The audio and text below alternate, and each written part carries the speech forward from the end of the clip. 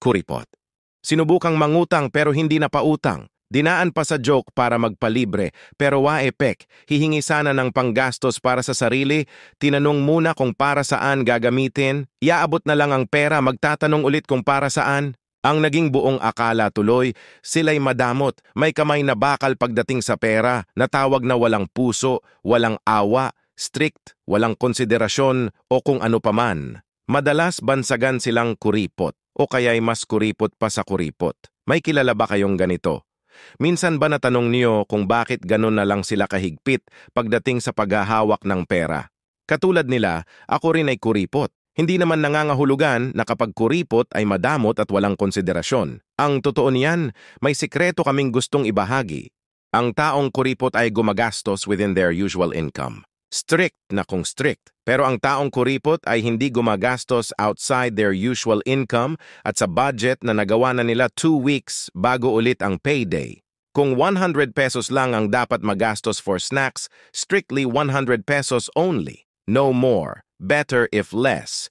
Dahil ang anuman sukli o tira sa budget for the day, ito ay idinadagdag nila sa kanilang savings. And their way of life, simple lang din.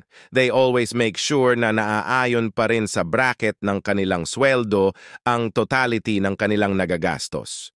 Hindi sila madamot. Take note, hindi. Ito yung isa sa maling ideya ng society. The reason why hindi basta-basta nakapagbibigay ang mga taong kuripot sa araw o oras na hingian, utangan o magpalibre sa kanila. It is because everything was properly and organizedly budgeted.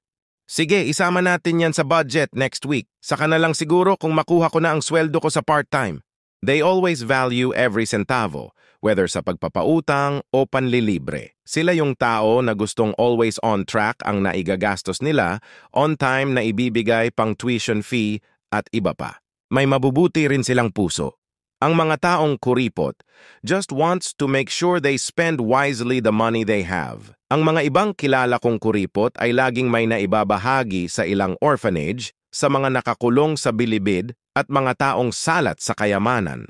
Kasama rin sa budget nila ang pagtulong sa mga katulad ng nabanggit ko earlier. They are just doing their very best to be a good steward of their finances. Kaya't laging tandaan, hindi naman nangangahulugan na kapag kuripot, ang ibig sabihin ay madamot. Maingat lang talaga sila sa pag-ipon at paggastos nito. Madalas ka rin bang nami-misunderstand? Are you happy that you are kuripot? Paano mo ma-educate ang ibang tao sa pagiging kuripot?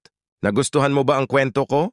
Kung yes, mag-follow ka na sa Noe Fact Stories. Maraming salamat.